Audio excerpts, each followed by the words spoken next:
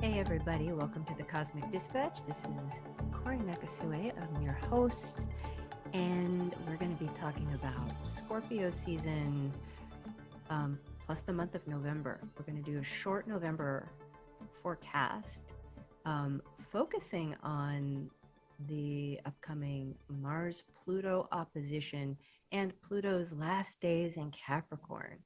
Finally, I think November 19th, Pluto is going to be moving on and into Aquarius, where it will stay for the next 20 years. No more back and forth across the Capricorn Aquarius threshold. Um, we will get to that. But first, I want to wish you all a happy Scorpio season and a happy November. I'm recording this on October 25th. And really simple housekeeping this month. Um, my books are open. I'm in the middle of a lot of readings for my Scorpio Sun clients. So I'm doing a lot of Scorpio solar return readings right now. But you can still book now for appointments that are going to open up at the end of November. Um, every astrologer I talk to says that their caseload isn't representative of a balanced intake across all 12 signs of the zodiac, and that I have one friend who is like, I get all the cancers, all the cancer people come to me, and I don't see a lot of Capricorn or whatever. And for me, it's it's about 50% Pisces suns, Pisces moons, Pisces rising, heavy 12th house placements, and a lot of aspects to Neptune, Virgo risings, and Scorpio moons. Also, I have a lot of Scorpio moons in my life, and I am the proud owner of a Scorpio moon. And so I'm not going to say I'm always thrilled and happy when Scorpio season comes around, but I do feel like I'm in my element. And so that's always nice. And I love my, month of doing readings for Scorpio, because it's so funny. Across the board, pretty much they have the same attitude going into their consultations. And it's usually one of, okay, give it to me straight. No chaser, no sugarcoating. Just give it to me straight. I'm ready. I can handle the intensity. The I can handle getting my mind blown. Just give it to me. And so and I feel like I can serve that up without a lot of filler. And so those conversations are always fun.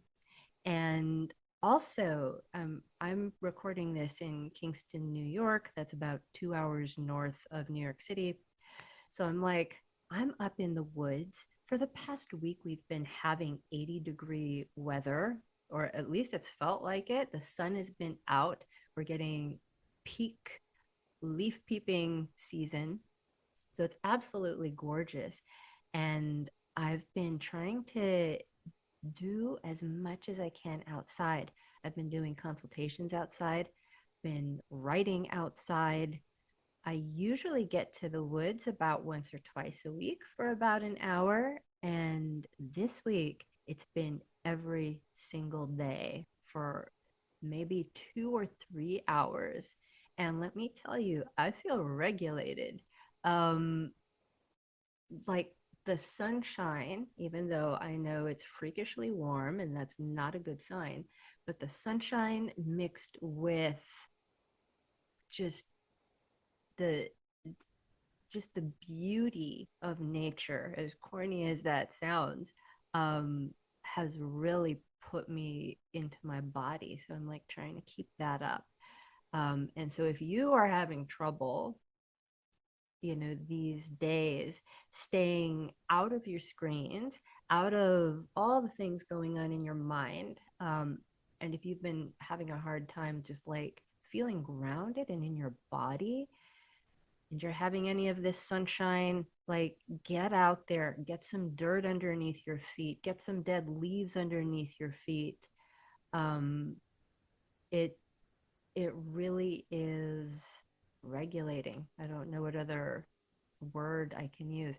I might be a little over-regulated. I might even be a little manic. I've been getting a lot of energy from this. So I recommend that. I have a lot I want to talk about today, and I have just a lot on my mind. And I kind of want to say 20 things at once and go off on a million tangents, and I'm going to try to discipline myself today and not do that so I can get through the forecast and all of the wonderful, disturbing, fascinating things that I want to say about November 2024. Um, let's see. Any more housekeeping? I think that's it. It might work its way in there. And I might be horrible at disciplining myself. There's just a lot going on. There's a lot going on inside as well. November is a very plutonic month, and not just because it contains Scorpio season, Pluto being the modern ruler of Scorpio, but Pluto itself is having its own reckonings and its own monumental transitions. So the planet that's all about death, destruction, and the decay of things, of repressions and purgations, um, is itself having a swan song moment as it spends its last days in Capricorn. I am like most of you don't listen to this or watch this on YouTube. Most of you are listening in the podcast version. But for those of you who do watch this on YouTube, there's going to be less eye contact today because I am trying to stay on subject and on topic. And it's so tempting to go off on tangents. So less eye contact because I am looking at notes, but I'll try to glance over once in a while. Um, what else? So the end of October and the beginning of November, they contain our festivals and celebrations that honor the dead. We have Halloween, Samhain, Dia de los Muertos, All Saints Day, etc. And during this time, the dead are louder and more accessible. And we're meant to listen to them, even raise them up, celebrate their wisdom and experience, and acknowledge, and at the very least, meet them. And as much as we ask for guidance, because they see things, they know things that we don't, I think the dead would also just like to be gazed upon and have us offer things to them. So something to think about as here I go on a tangent. Uh, as you know, there's a lot of life is very eventful right now in people's personal lives and on the world stage. And during this time that we're holding up the dead, our ancestors, our past, just note to yourself when you are in the middle of a situation, a feeling, a thought that feels very new, and you're trying to figure out, how do I deal with this brand new thing? How do I work with this new thing that is taking up, my attention? Instead of training your focus on it so much, look in the rearview mirror, because there really is nothing new under the proverbial sun.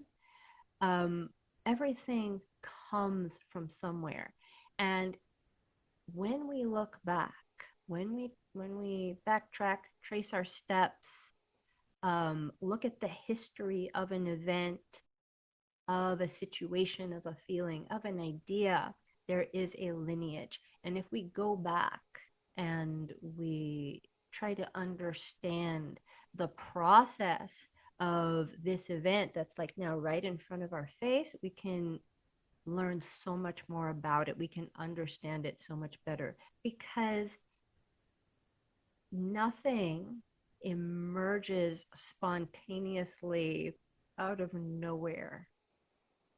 They come from something, they come from a long line of some things. And so that's something to consider during November and Scorpio season. Scorpio season, I believe we have like 3.5 more weeks of Scorpio season. Um, yeah, we don't get to Sagittarius season until like the third week of November. Some thoughts about Scorpio season. Um, no matter when we're experiencing Scorpio season, um, the volume gets turned up on contrast and polarity and how things are different from each other. Like, gets turned way up. And it's not that that's not a new thing. In life, every day, all the time, there are imbalances of power. There are things that are diametrically opposed to each other. But timing wise, where our attention will go during Scorpio season is our attention will get focused on these things. And like I said earlier, the volume just gets turned up. So again, it's just right in our face.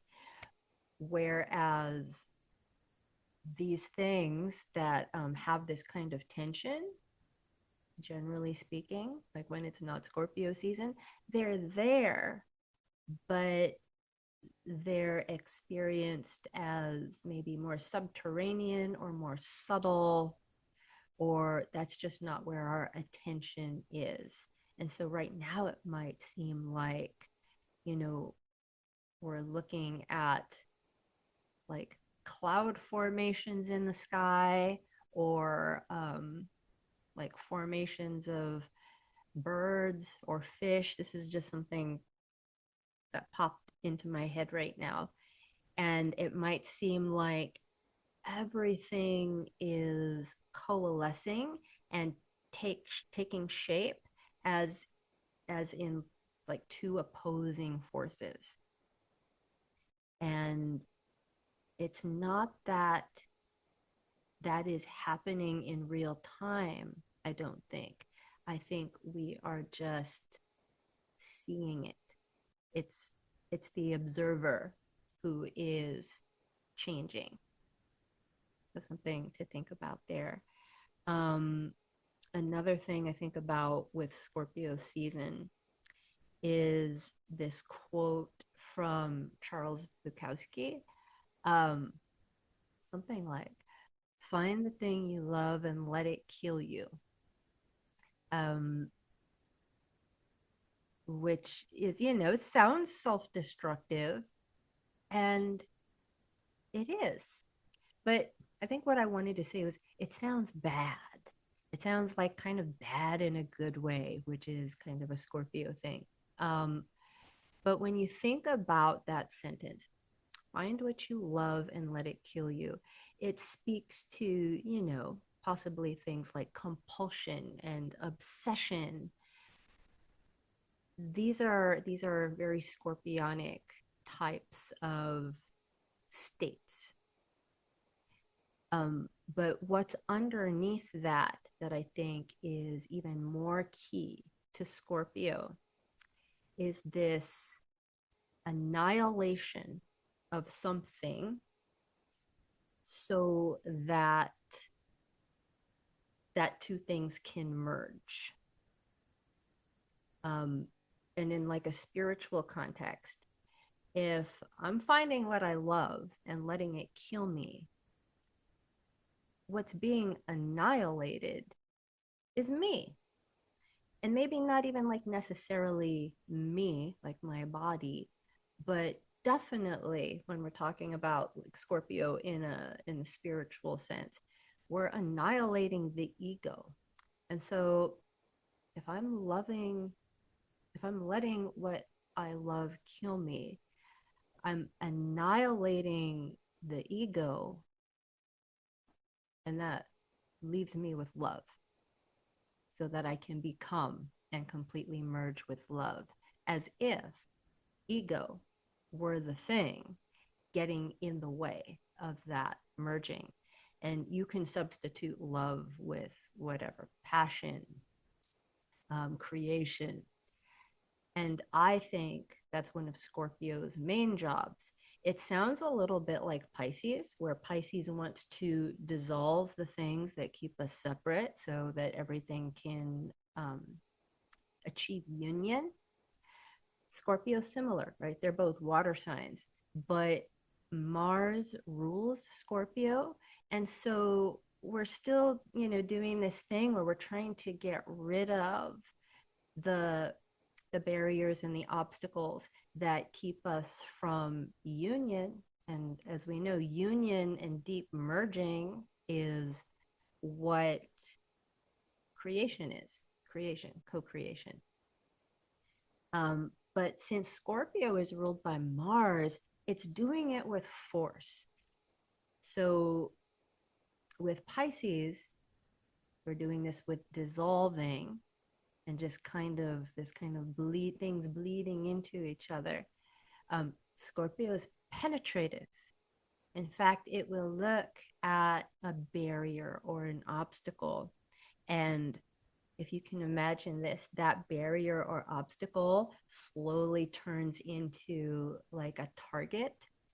When Scorpio sees these things that look like blockages, it's like, oh, that's exactly where I'm supposed to go to penetrate, to dig, to find, to find coalescence and merging by puncturing obstacles, seeing through veils, digging in the dirt to get to the thing that's been hidden or repressed or just out of our line of sight.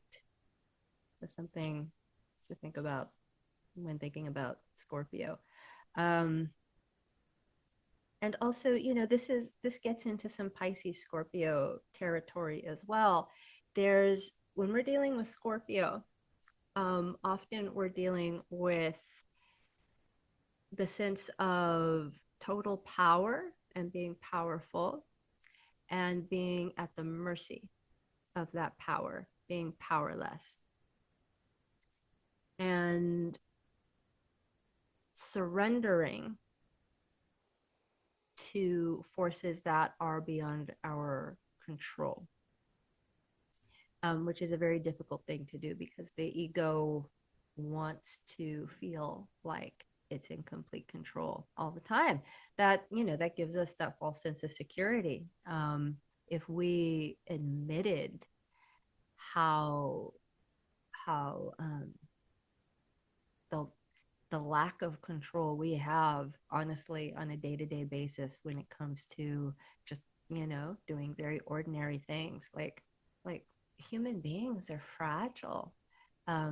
We can be snuffed out at any time, but if we let that into our consciousness, just going out and living our lives would be like a lot more difficult than if we were to just you know create mechanisms that help us to think that we have control over things.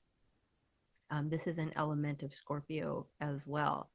It's the when we come upon times like Scorpio season, it kind of forces our hand into letting some of that go so that we could experience something more awesome.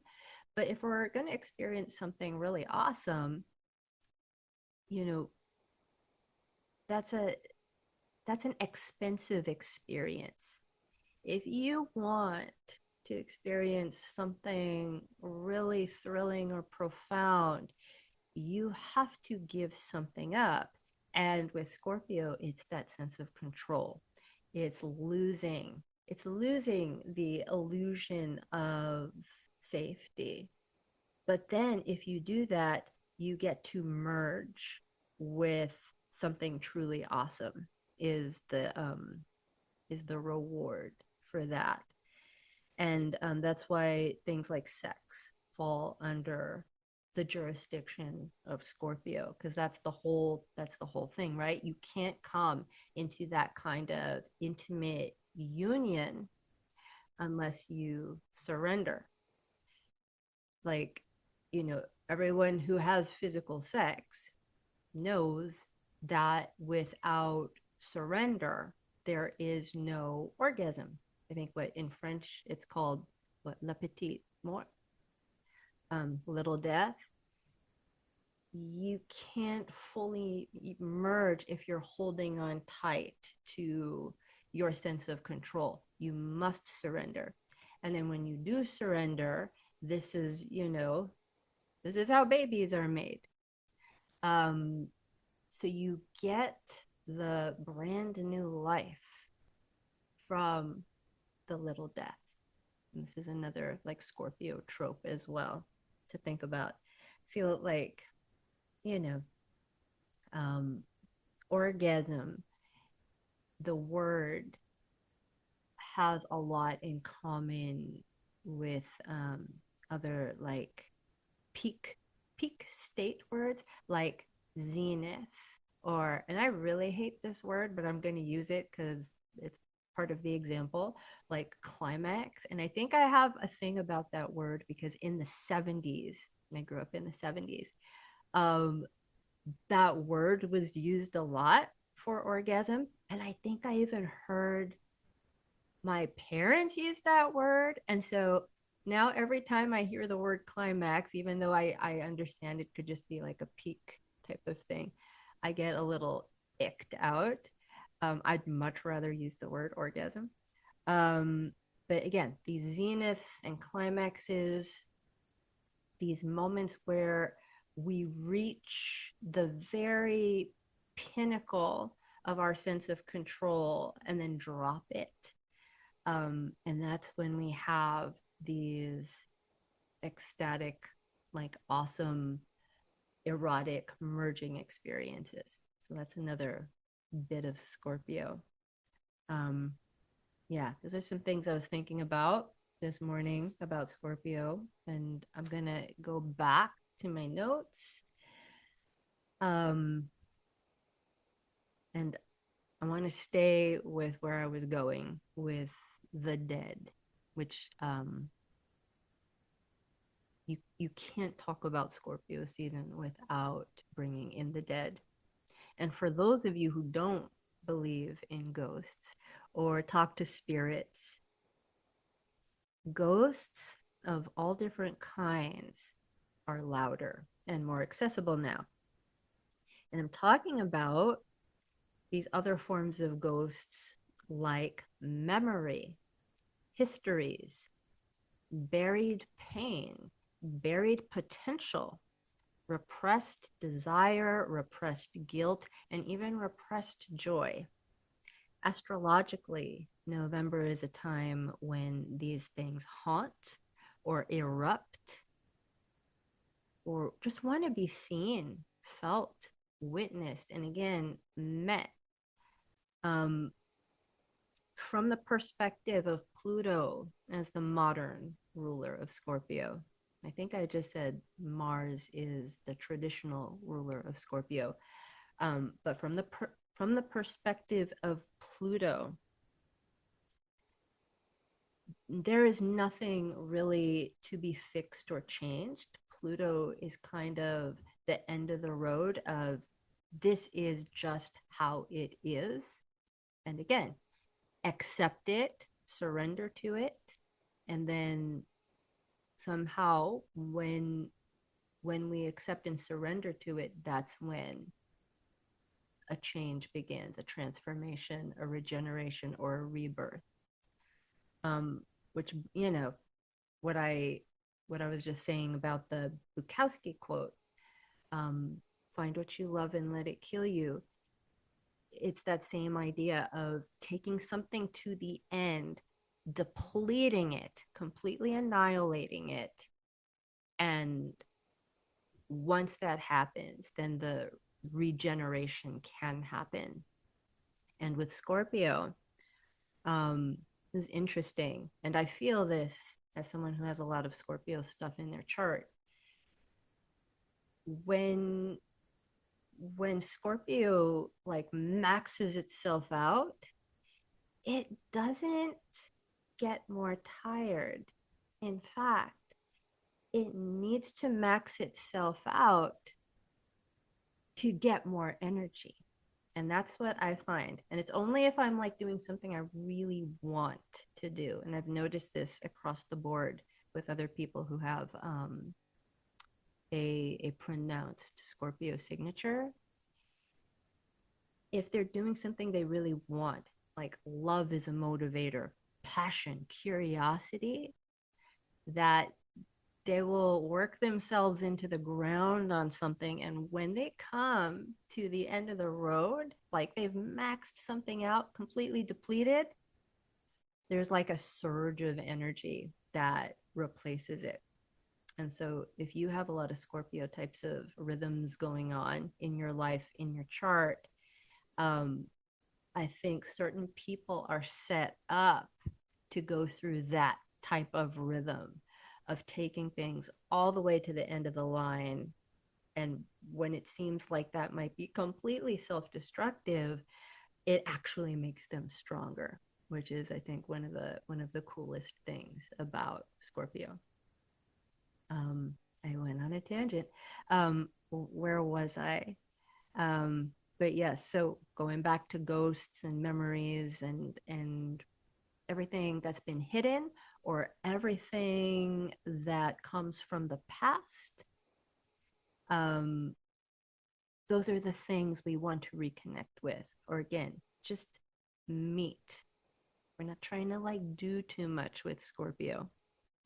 um, but in the end, in the world of Pluto, speaking of, the dead, nothing actually dies. It just goes underground for whatever reason, and then surfaces. And then it goes underground, and then it surfaces. And it plays a game of hide and seek. And Pluto, Scorpio, they do both. They're the ones that can bury things, hide things, keep things secret, or at least very private. Scorpio is also the one that's gonna, draw the lines around whatever is, socially taboo or just, again, off limits. And they're also going to be the ones to unearth and seek out and try to find these things that are hidden or left in the past, or places that have the skull and crossbones, and which basically mean danger, keep out. That's where Scorpio wants to go. So they're hiding and seeking. I'll say more about these things as we get into the forecast. I'm going to do a brief November forecast and then talk about Pluto's last days in Capricorn. But before I do that, I want to talk a bit about a, a bit about how astrology can be like talking to the dead. Um, in the group that I'm co-teaching with Shay and the Catskills, um, we've been talking about this a lot. And for those of you who are still finding your way into astrology or want to layer this on top of however you're practicing, here are some recommendations and reminders. And so, yeah, just some, you know, even like I can get in a rut, and it's not a technical thing, like with how I'm reading or how I'm delineating. I can get into a rut with how I'm using astrology and the way I'm engaging with it, and like what kind of relationship I have with it. And when I shift the relationship, it opens up a lot of different things without doing anything technically different or using a different system or a different lineage. It's just shifting the relationship. And some of this has to do with talking to the dead. And so you can use it just like I said. It's a tool. It's a way to find things out. A practice.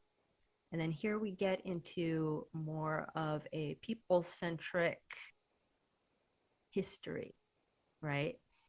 It's a practice that people have used for centuries upon centuries upon centuries.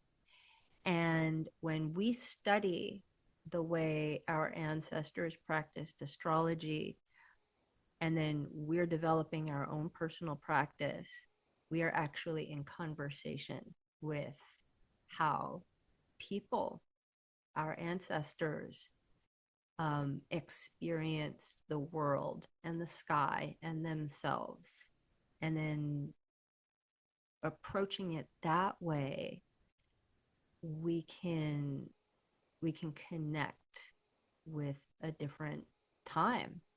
And we can also see, and this is an astrological thing, we can also see how time is circular. And when we see how time is circular, we feel more connection to everything that came before us. um, Astrology can be seen as a folk art. When we interpret, what we're seeing in the sky, that's a very, poetic practice. It's a literary practice. It's a mathematical practice, an astronomical practice. And depending on where you're coming from with astrology, it's a psychological practice, a medical practice. It has so many uses. But for the artists, you're basically practicing a folk art when you go in to start to describe the movement of the heavenly spheres. um, you're basically constructing spells, prayers, etc., by chanting over and over adjectives, like, because that's right. Whether you're a teacher or a practitioner or a student, we are we're like working through a whole wardrobe of adjectives and metaphor and simile. It's a deeply poetic practice. The archetype of the astrologer poet is very, very old because it's kind of the same thing. So there's the folk art portion, or the folk art way of relating. Um, it's a symbolic language.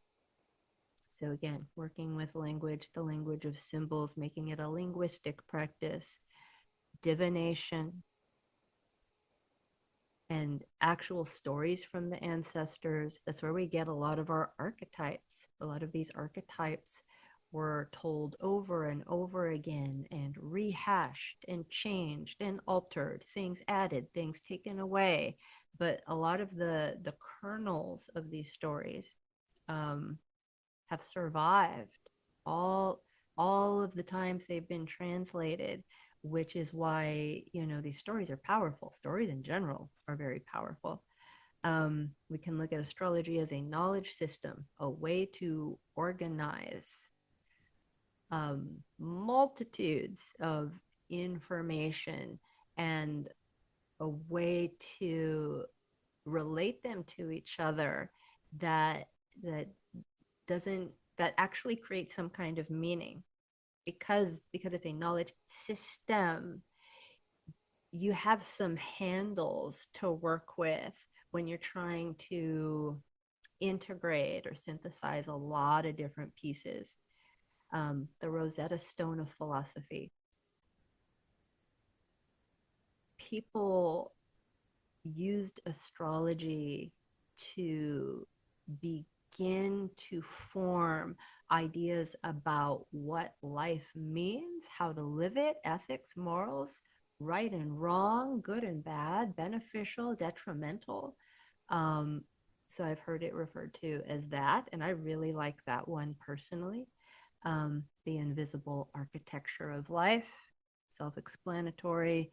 The cosmic authoring of situations, again, pretty self explanatory. Contextualizing. Um, yeah, whether you want to think of it as architectural or narrative. What else? A method for locating the fractal nature of life. Basically, finding the mirrors. They're everywhere. Um, if you, and people do this, I forget what they're called, the people who do look at the patterns birds make when they migrate, like that is a form of fractals. Like there's something in there that reflects the shape of reality. Um, these mirrors are everywhere. It's like when you look at your thumbprint and you're like, huh, that looks a lot like the swirls inside of a tree trunk. Or when you look up at the trees, and I've been doing a lot of this, looking up at the trees and the branches and the leaves, they kind of look like the inside brachials of the lungs. These mirrors are everywhere. You could look at tea leaves, soap suds, like there is a mirror everywhere. But the nice thing about astrology is there's some documentation and some stories about how these things mirror each other, and it gets us to be better at finding the reflections, right? As above, so below, as within, so without. We're constantly getting our world reflected back to us, and everything is connected and reflecting each other. And finally, there's the planetary curriculum um, of working with astrology. Just, you know, what school am I in now as things change? So, we're in Scorpio season, sun's in Scorpio. We're in this school of surrendering. We're in the school of penetrating. We're in the school of intensity, high contrast, polarization, um, deep feeling, working with emotion as a type of fuel. um yeah, and you can take this, from like a 2.5 day workshop with the moon, or a 20-year very advanced course if we're taking a planet like Pluto that takes a really long time. It's a really long process that Pluto goes through, like when it's going through a sign. Um, Planetary curriculum, when planets form different relationships with each other, there are whole new things to learn. And so those are some ways to maybe approach a new direction in astrology if you've kind of gotten into a rut, or if you're new to astrology and something that's held you back. And I hear this all the time. It's like, yeah, but it's a religion, isn't it? Like, and I'm not religious. And it's like, no, of course not. It's not a religion. Or it's fortune telling, or it's just like some woo woo bullshit. It's like, actually, no, it's just a tool. It's just a practice. people did this, going back to, you know, our lineage, talking with the dead. This is something that people have done. So when you study astrology, when you work with it, you're working with the stories of people that have been handed down, wisdom. And I know the animists are not going to have any of that and then be like, what are you talking about? It's not about people. You can work with the actual body. You can work with the actual planet, just like you can work with a tree or a body of water without the human intermediary. And of course, I think it all works. Personally, I'm studying some animism, but what works for me, what I like, is working with the human experience of the movement of the heavenly spheres. All right. And also some reading. If you like kind of want to get deep into it this Scorpio season, because this is what I've been reading. I've been rereading Liz Green's Astrology of Fate, and there are two chapters in there. One is the mythological Pluto, and the other one's astrological Pluto. Liz Green has written about 100 books, and I think she even has a whole book on Pluto. And her writing is so good. I would read anything that she writes just to read the writing. Um, it's just, she's so easy to read and so complex. And she's a psychological astrologer, from the psychological school of astrology, which tends towards the Jungian. And I find Scorpio season and working with Pluto really lends itself to Jungian thought, especially when, working with things like the shadow, um, and this idea of reflection, things reflecting themselves back at each other, projection, dream states, subterranean information. I really like working with with psychological astrology and archetypal psychology.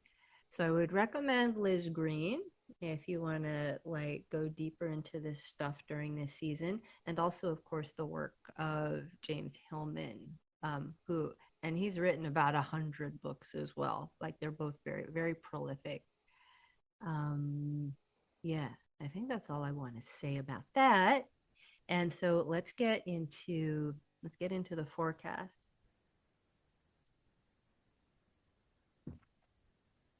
Okay. um So I'm pulling this from my my monthly forecast that I do for Chronogram magazine. I'm going to do some commentary on it.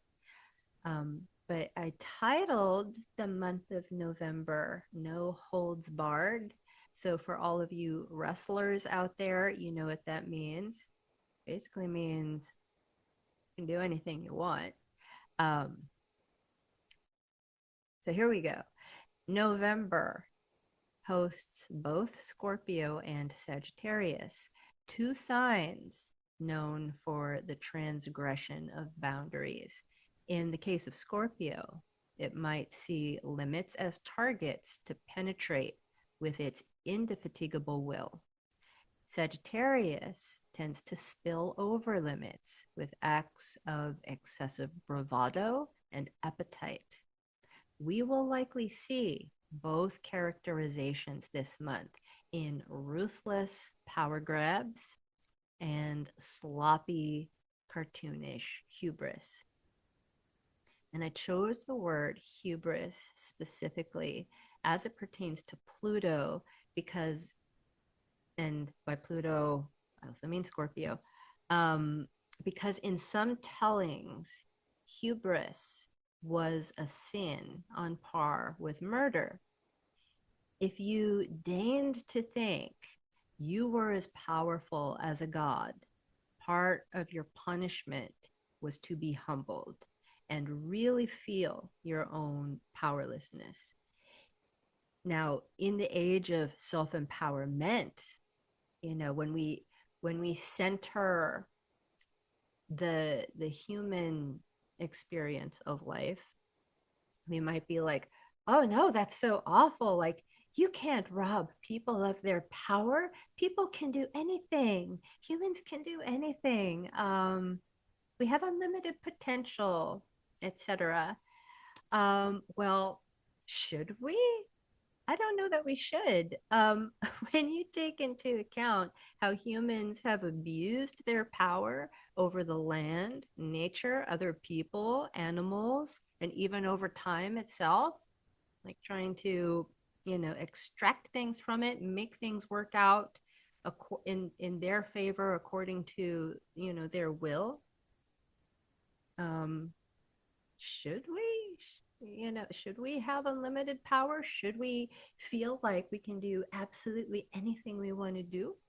Like, what does that do for the whole, living ecosystem of the world? Um, and how much suffering that can cause. The needless suffering, unlimited human potential can cause. Um, I don't think it's so bad to have some checks and balances. The month opens with a fairly straightforward new moon in Scorpio on the first of the month. The one thing that makes it particularly ominous is that it's ruled by Mars's opposition to Pluto. This is the first Mars-Pluto opposition we'll experience out of 3 due to retrogrades. When Mars and Pluto align, as they will on November 3rd, they symbolize cataclysmic moments of catharsis. Not only do situations come to a head, but they tend to do so with complete. So, complete is a word I really like to think of when I'm talking about Pluto. Force, which is Mars, and violent passion. This showdown takes place just hours before Mars enters Leo. So this Mars-Pluto opposition happens at the 29th degree of Cancer, which is where Mars is at, and the 29th degree of Capricorn, which is where Pluto is at. That 29th degree, you know, that's a climax. That is that's the end of the line for those signs. So the 29th degree of any sign is what in astrology we call an anaretic degree. Um, it is so full up on the stories, the energy of that particular sign, that it becomes unstable. It's ready to tip over into the next thing. And that could manifest as increased intensity or a kind of unmanageable expression, an inconsistent expression. And I just want to lay out, because this is the start of a story. So on November 3rd, Mars opposes Pluto for the first time at that anaretic degree of Cancer and Capricorn. And then because of retrogrades, I'm going to be talking a lot about Mars and Mars retrograde next month. We get another Mars-Pluto opposition, but this time it's going to be between Mars in Leo and Pluto in Aquarius. And so that changes the subject matter a little bit. Now we're talking about rulership. We're talking about centrality versus the networked or the decentralized. We're talking about royalty versus the proletariat, things like that. And then the final time these two meet up in an opposition, it's going to be again with Mars in Leo and Pluto in Aquarius, and that happens on April 26th. So we want to start thinking about that time frame as a story between November 3rd and April 26th, exploring things like power, who has it, who doesn't, um, the the importance or lack of importance of imposing human will onto situations. Um, you know, why it's great and why it isn't.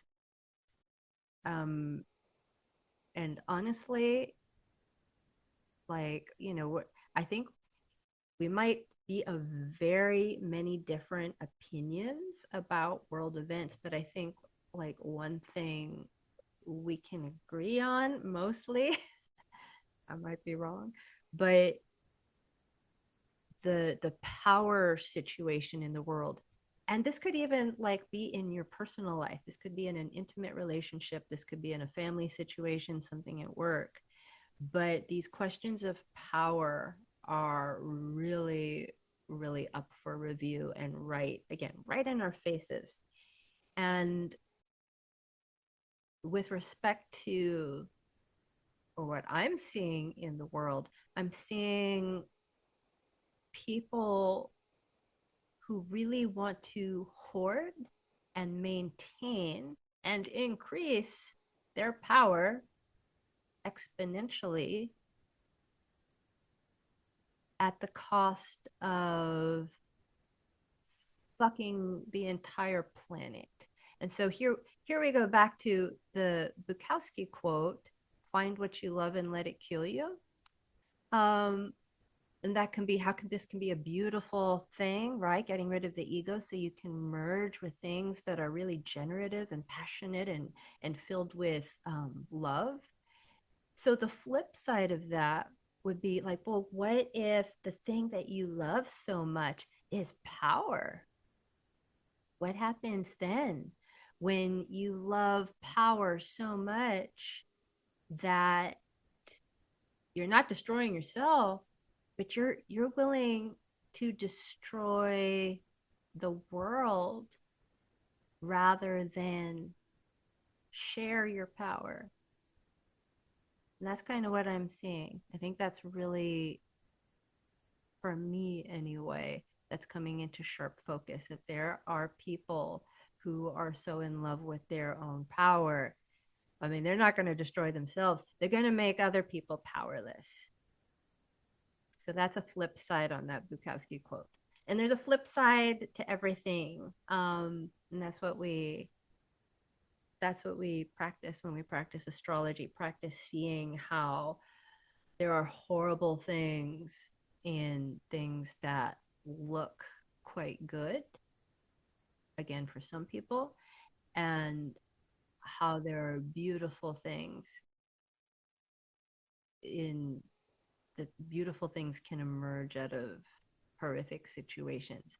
And we learn how to hold them both, because life is never just one thing or the other. But right now, Scorpio season, the volume on the contrast gets turned up. We're being forced to hold the horrific and the amazing. I think the more horrific things get, we are also going to see unbelievable displays of kindness, compassion, love, ingenuity, and creativity, while we're seeing um, the zenith of destruction. Again, that heavy, heavy, very intense polarization. End of tangent. Back to the forecast. Venus's entrance into sobering Capricorn on the 11th might help cool the inflammation, but her influence is limited. A destabilizing full moon in Taurus, conjoined with Uranus, takes place on the 15th. Expect another round of freak occurrences, reversals, and shocks to all kinds of systems. And luckily, Saturn stations direct on the same day, hopefully mitigating disruptions. On the 19th, Pluto enters Aquarius, where it will stay for the next 20 years. We are embarking on an era that is less material and more energetic, networked, and experimental. The last week of the month is a complete shift in tone as the sun enters Sagittarius on the 21st. We trade the intense precision of Scorpio for bombastic flagrance. Um, when I think of Sagittarius, I think of things like, to infinity and beyond, um, or we're gonna go and have an adventure, and and I'm not worried about the dragons. I can slay the dragons. Let's just do it. Um, it's that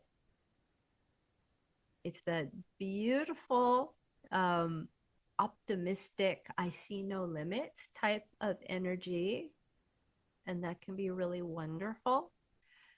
And on the other hand, it can be, there's that word again, hubris. Um, I can take on anything armed with my good intentions and my dreams, right? Sagittarius, we're also working with a lot of imagination and hope and farsightedness, being able to see the big picture and not really being able to um, home in on the details. And that's a big difference between Scorpio and Sagittarius. Scorpio can actually have some tunnel vision, but it's very precise.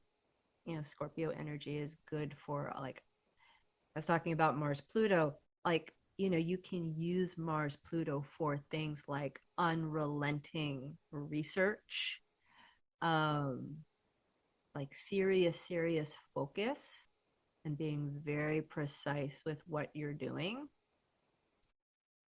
And Sagittarius, zooms out and wants to see the big picture and doesn't really want to fuss with the details.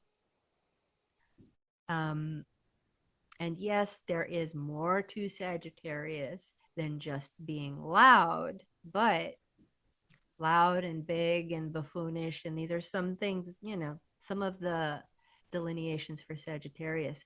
Sagittarius is also the sage, the teacher, very wise. Sagittarius is a super interesting sign. But it can be loud and can be a clown, but it's more than that. However, with Mercury stationing retrograde in Sagittarius on the 25th, I think we're going to experience the unruliness of Sagittarius much more. Um, and so, for those of you who study astrology, Mercury enters its shadow period on the 7th. So between November 7th and November 25th, Mercury is going to cover some ground. There's going to be some stories. There's going to be some events. And those are the things that when Mercury backtracks and goes through its retrograde, that we're going to have to reconsider, redo, repair, um, rearrange, and then in December, when Mercury goes back through those same degrees for a third time, that's when we see if any of those things took. So, yeah, like there's this sense for all of November for me with having Scorpio and Sagittarius, even though they're so different. Both of them like to go out of bounds. Both of them, kind of eschew the proper channels. They don't want to deal with the systems that are in place. They don't like limits, and they deal with them differently. Um, Sagittarius will just kind of like fall, collapse, slide, just not see the limits. And Scorpio will see the limits and head straight for them and try to go through them and penetrate them. And so, um, yeah, holding both again. This is a new muscle I'm working with. Very sloppy and very focused at the same time in the same month.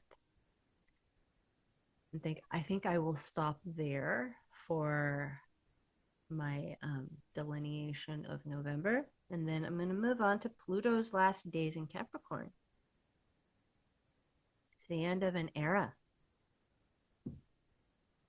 After a year and a half of moving back and forth between Capricorn and Aquarius, Pluto makes its final entrance into Aquarius on November 19th.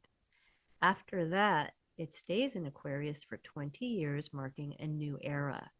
Since 2008, Pluto, also known as Hades, also known as Lord of the Underworld, has inhabited the sign of Capricorn. Pluto is a dwarf planet located in the Kuiper belt of our solar system, and it takes 248 years to orbit the sun.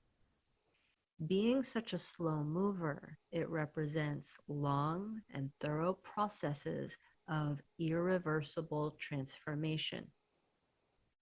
Its methods include destruction, death, and revelation that lead to regeneration and rebirth. This is seldom a comfortable process, as Pluto will force a confrontation with loss and powerlessness. Many could curse Pluto for imposing gratuitous cruelty and suffering, but this would be a misinterpretation. And I need to go on a bit of a tangent.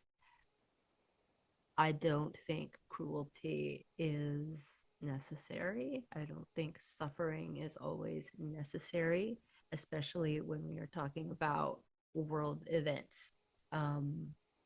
But cruelty and suffering are sometimes a part of life, and sometimes it comes down to how we're perceiving things that are painful and uncomfortable. And I think when it comes to personal things, difficulty can be perceived as needless cruelty and suffering. Needless cruelty and suffering in the world does exist. And I just want to be sensitive. I want to point out that, when we're dealing with Pluto, we're dealing with the pain that cannot be helped, that really is just part of life and it's inescapable. But there is also needless cruelty and suffering that does not have to happen. I just wanted to be clear about that, especially, as I'm working with students a lot right now, and I know how painful this is for so many people dealing with the world's needless cruelty and suffering. But when we're working with it personally, if we think that a Pluto process is just that, just needless cruelty, needless suffering, that would be a misinterpretation. Pluto puts us in touch with also the zenith. There's that word again, right? The climax, the zenith of our powers as well, which are power, birth, and creation. Those lessons, to learn how to do that, those lessons don't come cheap. You're not just going to get a free pass. Hey, here's the manual to how to be all powerful. Like, no, you have to go through something, and that's a big part of Pluto in astrology. to come out the other side and regenerate. Pluto Scorpio stuff. During its tenure in Capricorn, all things hierarchical, authoritarian, status conscious, and credentialed have been tested by Pluto's ruthless inspection.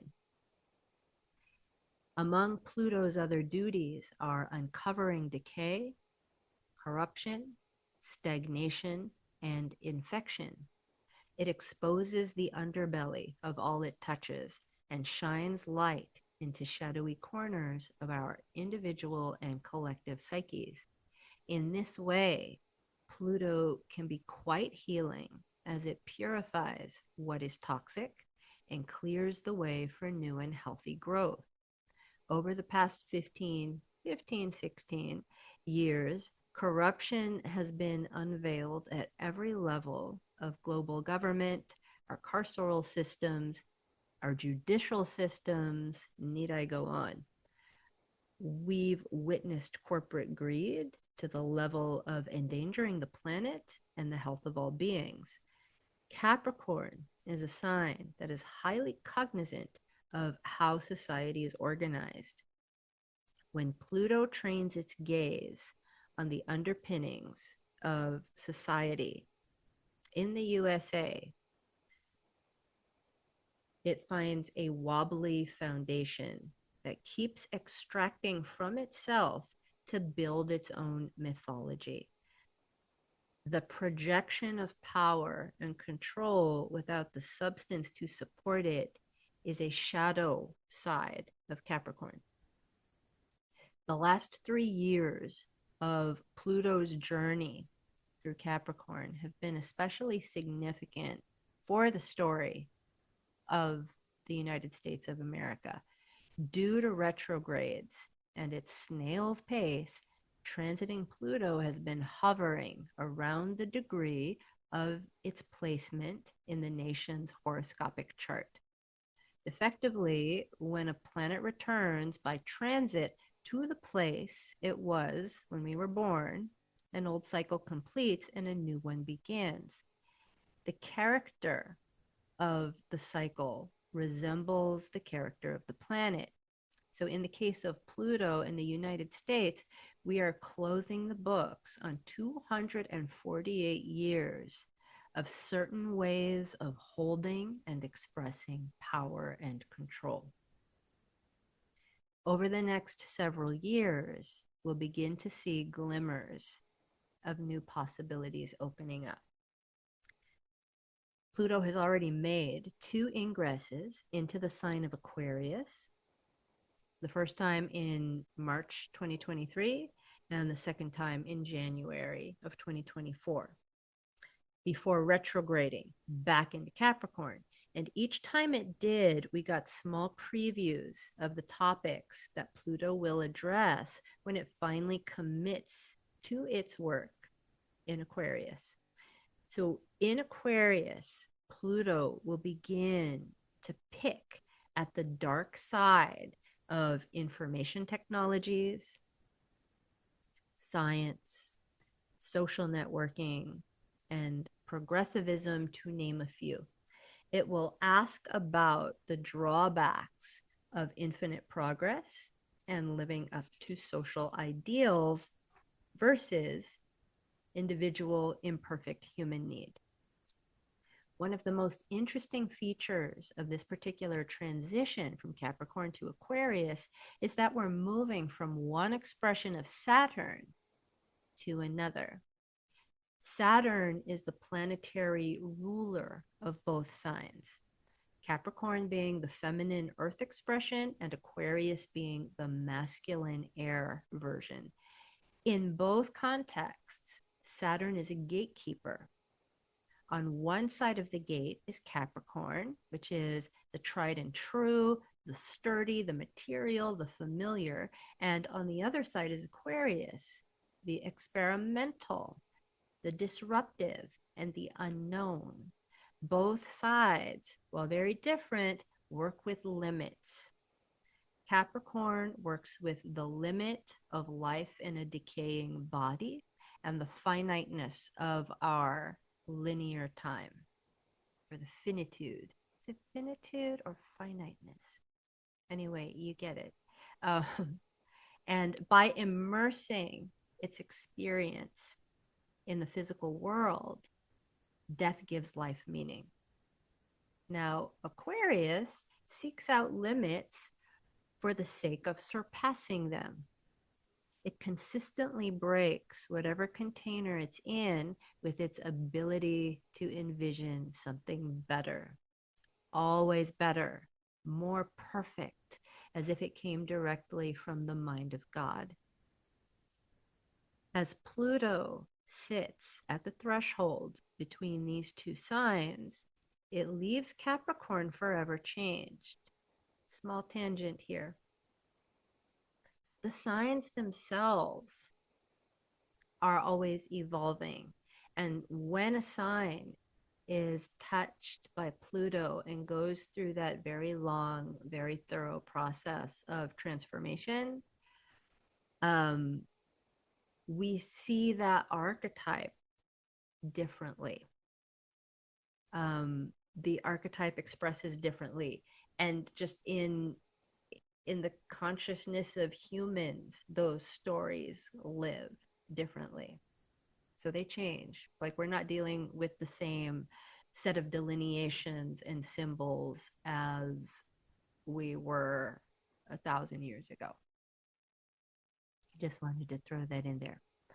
Um, and hopefully humbled by its hubris. There's that word again. And the degree to which it, meaning Capricorn, let fear motivate an unquenchable desire to escape mortality. May Pluto, upon its entry into superhuman Aquarius, not lose sight of its basic humanity. So, yeah, that's the end of that piece. Capricorn is, associated with those mortal limits and death.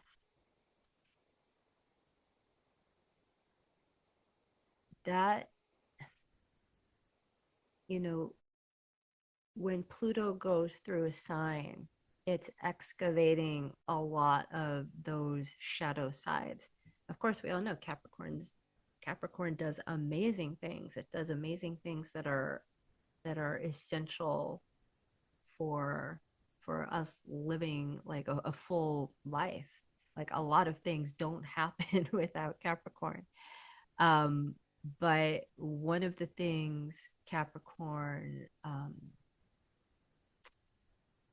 involves in its stories is fear and fear of death, or fear, basically, fear of endings, and what we will do to manufacture an experience, a thing to last beyond its limits and somehow maybe even cheat death, which kind of fucks up the whole rhythm of everything. Um, and so, yeah, there's a whole fear piece that I now want to talk about, that I won't, because it's a whole thing and I haven't thought it through enough. But there is something about um, like what fear can cause humans to do, and our very, especially in the West, our very problematic relationship, or should I say non-relationship, with death and endings. And yeah, unfortunately, like we're still, I think it's going to take a lot longer to like fully learn some of those lessons. And so when Pluto goes into Aquarius, now we're embarking on that whole process. And I think it's going to be wild. I think it's going to be amazing. Aquarius is the sign of like basic humanity. our our human family. And sometimes, you know, when Aquarius gets teased about what it is, it's this idea of having so much love for humanity at the expense of messy individual human people and all their messy wants and needs and desires. Aquarius is like, it would be like, oh, I love humanity, but I hate people. And they will work, you know, tirelessly, effortlessly to make conditions better for this idea of what will make everyone better off and forget that everyone is different. And so that'll be very interesting to see how that plays out while also exploring the underpinnings and culture of technology. That's going to be super, super interesting. And again, not enough time to embark on that conversation and haven't thought it through all the way. So don't want to rattle on here. And I should be done, and I want to get back out into that sunshine. So I will leave you with that. Take care, and you know, do what you need to do to stay in your body. Help other people stay in their bodies. And I will see you next month.